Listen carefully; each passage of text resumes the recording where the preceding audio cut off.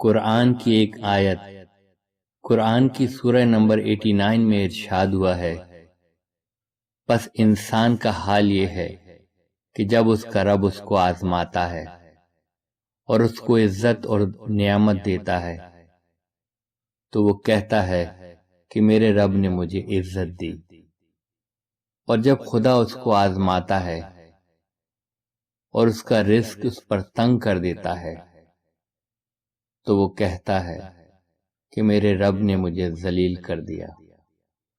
اس آیت میں انسان کی ایک کمزوری کا ذکر کیا گیا ہے۔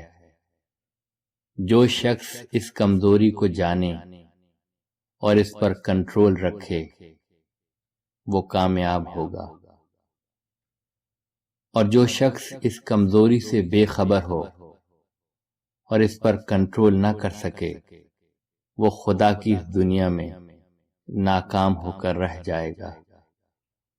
دنیا میں کسی کی حالت یکساں نہیں رہتے، اس کو کبھی زیادہ ملتا ہے اور کبھی کم۔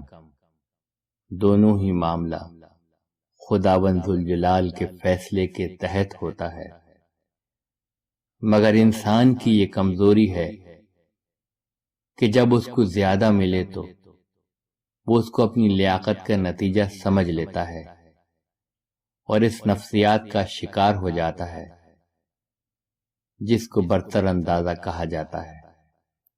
اس کے برعکس جب آدمی کو کم ملے تو وہ یہ سمجھ لیتا ہے کہ مجھ کو نظر انداز کیا گیا ہے، اور پھر وہ اس نفسیات کا شکار ہو جاتا ہے جس کو کم تر اندازہ کہا جاتا ہے۔ یہ دونوں ہی قسم کی نفسیات کسی شخص کے لیے قاتل کی حیثیت رکھتی ہیں۔ جو آدمی اپنا زیادہ اندازہ کر لے وہ غیر واقعی طور پر برتری کی نفسیات میں مبتلا ہو جائے گا۔ اس کے برعکس جو شخص اپنا کم تر اندازہ کرے وہ غیر واقعی طور پر کم تری کی نفسیات کا شکار ہو جائے گا۔ صحیح انسان وہ ہے جو ان دونوں قسم کی نفسیات سے اپنے آپ کو بچائے۔